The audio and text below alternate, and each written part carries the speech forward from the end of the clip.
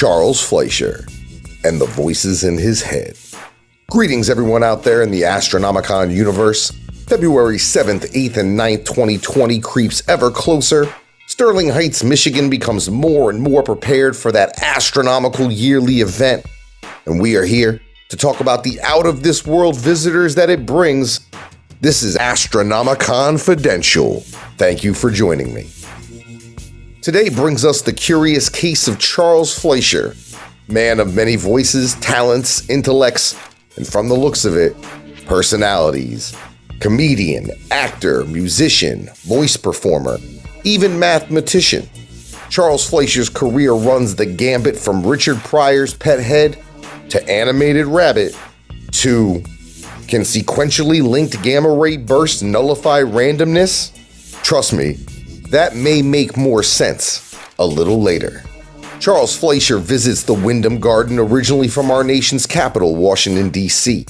Years before attending Southampton College of Long Island and studying acting at the Goodman Theater in Chicago, Charles had already been bitten by the performance bug, starting at the age of 9 doing stand-up comedy at Camp Kewaunee in La Plume, Pennsylvania.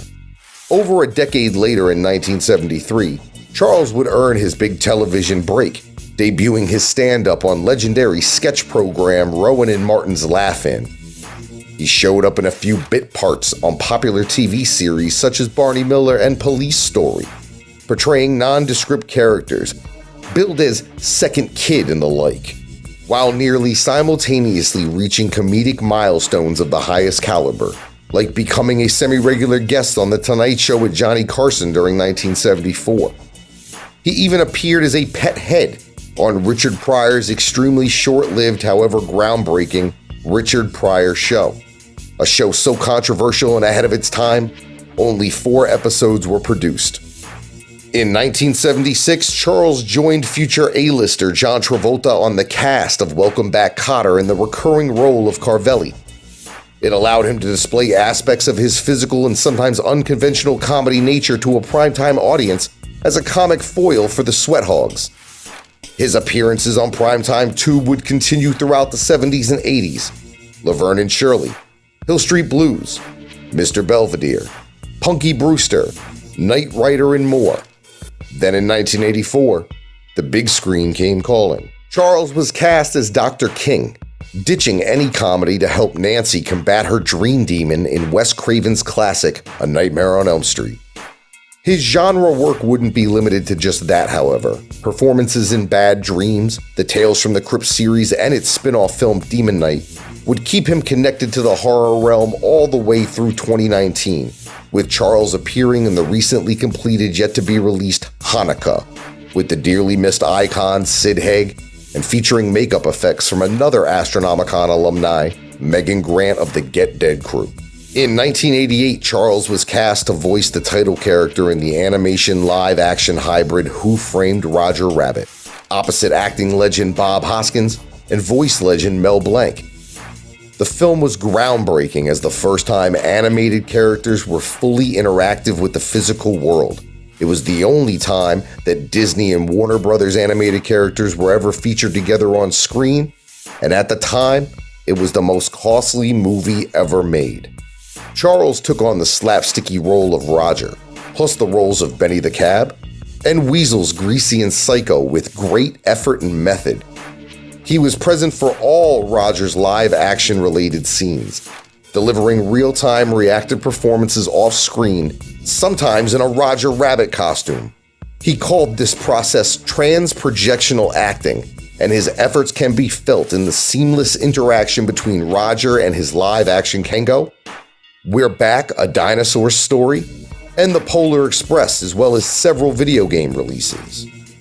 Never resting on his successes, Charles has continued to appear in small yet potent roles on television and in critically acclaimed films like Back to the Future Part 2, Funny People, and the recent thriller Zodiac. Moleeds are what I believe the thing that will allow string theory to be proved. They are the nodes on the string, patterns and relationships, 27 and 37, symmetry pairs. Every top adds up to 37, bottom all 74. There's so many intricate relationships that I'm not gonna go there now because you say, hey, go go back to the fluctus part. 18 examples of it in our solar system. I never told anybody. This is the first thing. This could be history. Kepler was right. Coming February at Astronomicon. Would you like to join the conversation? February 7th, 8th, and 9th only at the Wyndham Garden in Sterling Heights, Michigan.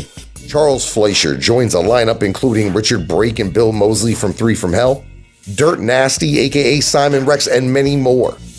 I'll be there. My name is Chuck Reeves and you can catch me in that panel room.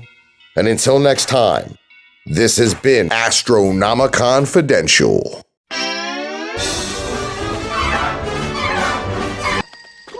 Please, don't worry. Whatever you say, yes ma'am, aye sir, okie dokie. Why, I'll take care of him like he was my own brother or my own sister. Ow! Hey, are you the fella that killed them Jenkins brothers? I don't see why you couldn't just give me a pill to keep me from dreaming. Everyone's got to dream, young lady. If you don't dream, you go. Ah, that's better. I can't believe they locked me up for driving on a sidewalk. My name is Charles Fleischer. I have a very special announcement. February 7th, 8th, and 9th. I'm going to be at Astronomicon, and you better be there too. I will have pens ready. And remember, the secret word is... What did you think? I don't know, but I'm going. Nice shirt. Who's your tailor? Quasimodo? Woohoo!